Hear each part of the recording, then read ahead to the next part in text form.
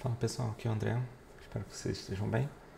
Eu queria fazer esse vídeo aqui só para mostrar uma ferramenta que eu conheci recentemente, que eu não conhecia, então pode ser que outras pessoas também não conheciam anteriormente, que é o GNU Stow.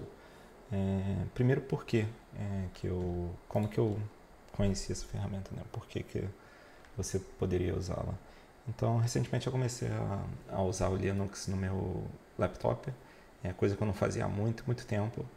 E todas as outras vezes que eu fiz, em geral eu acho que é uma boa prática, eu sempre quis ter as minhas dot files, né, meus arquivos de configuração, versionados com o Git, para que eu possa, se por acaso eu fizer alguma coisa errada, eu possa reverter, para que eu possa meio que ter um histórico ali, que em geral é muito bom. E também, se eu precisar criar o meu ambiente em outro dispositivo, eu posso só fazer o checkout desse repositório e aí minhas configurações já estão todas lá, né? E das outras vezes que eu fiz, eu já tentava usar o Git para isso, porque é interessante, mas eu fazia muito de uma forma muito manual.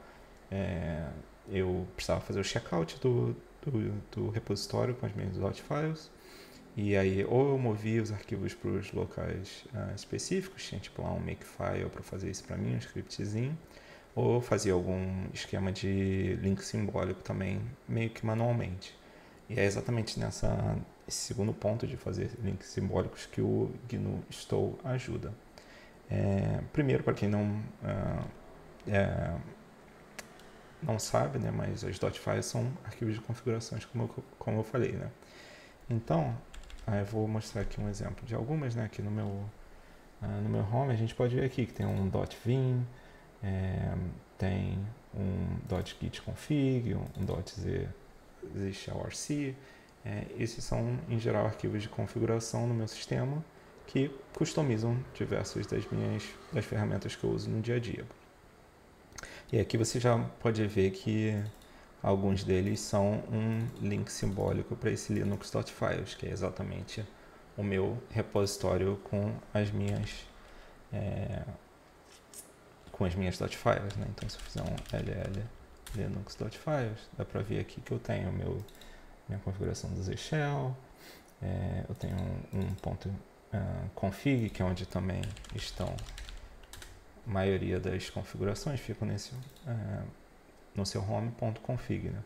Então aqui eu tenho do Hyperland, do Nix, do Nvim, do NewVim, né, no caso, e várias outras coisas aqui que eu estou configurando.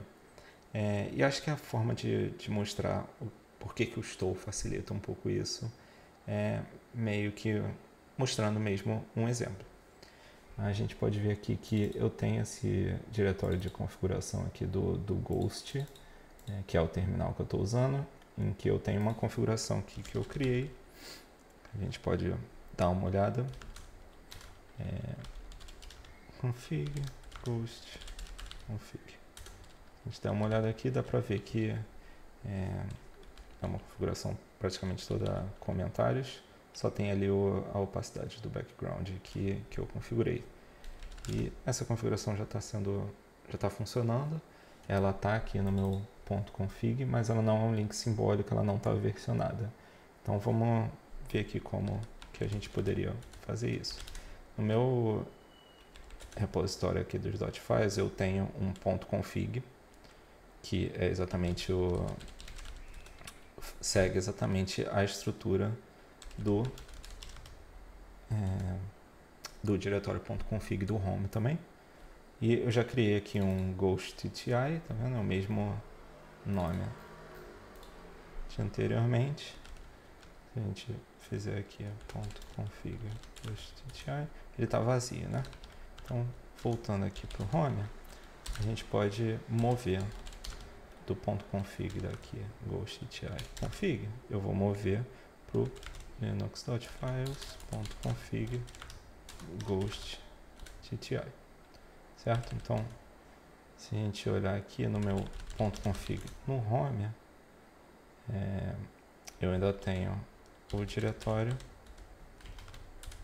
mas ele está vazio, certo?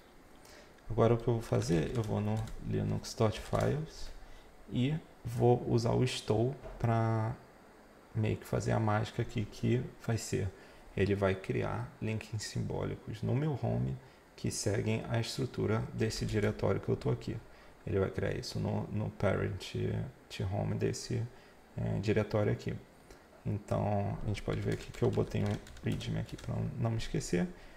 Basta eu rodar esse comando estou ponto, que ele vai fazer toda a mágica que eu preciso. Então, rodando isso, agora vamos voltar aqui para o home. Se a gente olhar aqui, home, a gente pode ver aqui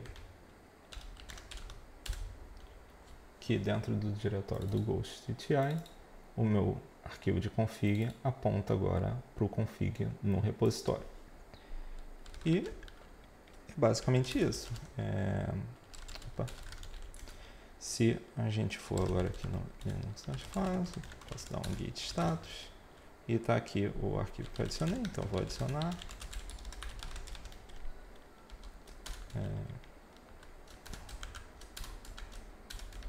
Eu estou com um teclado diferente, dá para notar que eu estou com dificuldade, né, para usar ele. Eu preciso arrumar o local do teclado. Mas basicamente a gente adiciona aqui. Vamos lá, add Ghost.ti. E eu vou fazer push. E aqui é um repositório como outro qualquer. Minhas .files estão aqui, mas elas são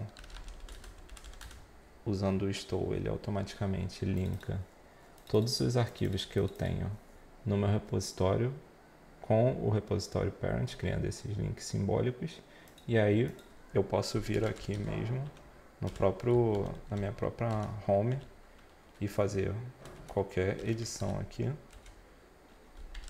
se eu usar o arquivo certo, né? Vamos adicionar um comentário aqui. Nossa, mas meu teclado está todo errado.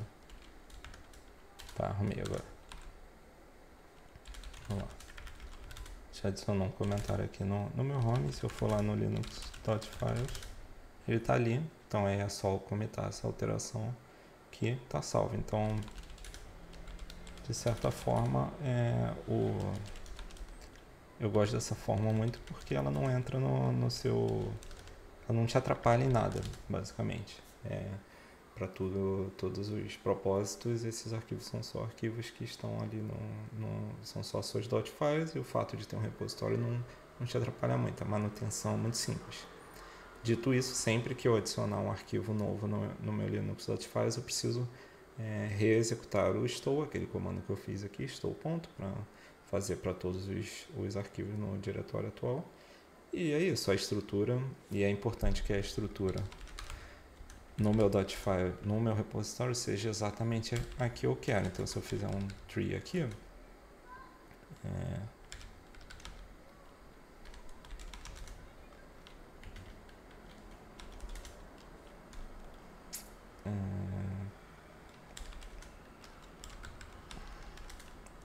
como é que eu faço mesmo para pegar...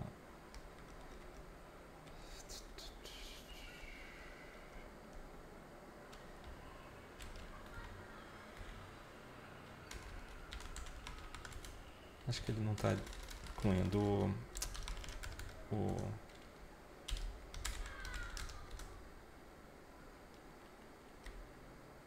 .files directory, mas não importa muito. Então, o que importa é que a sua estrutura aqui tem que ser exatamente a que vai ser feita lá, porque é isso que ele vai replicar no seu home. E aqui tem o sitezinho do Stow, tem disponível para todas as distribuições, para você instalar, né? Eu instalei com o Pacman, e o próprio Stow, ele tem um arquivo similar ao .git ignore, em que você pode definir patterns para arquivos ou diretórios dentro daquele diretório onde você está executando ele, para que eles sejam ignorados. E aí você pode tirar coisas como coisas que você não queira, que estão no seu repositório, tipo o readme desse repositório aqui. Se a gente olhar aqui, não tem nenhum readme no meu home. Isso é porque, por padrão, readme.md já é nessa lista de ignorados. A gente pode ver aqui na documentação que deve ter algum lugar para ignore lists aqui. E aí aqui dá para ver, ele já ignora o .kit, porque é outro exemplo bem comum. E você basta você escrever um arquivo com esse formato aqui, e com esse nome aqui, e copia esse conteúdo aqui para já ter os defaults, e você pode adicionar quais outros você quiser para que sejam ignorados também.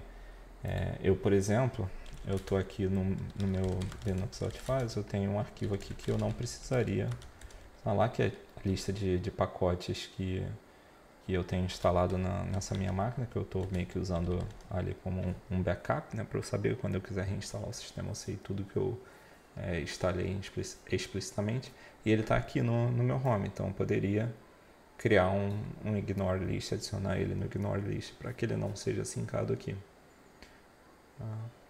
É isso, espero que seja útil. Eu não conhecia o Stow antes, então acredito que talvez outras pessoas também não conheçam também. Espero que seja útil. Valeu.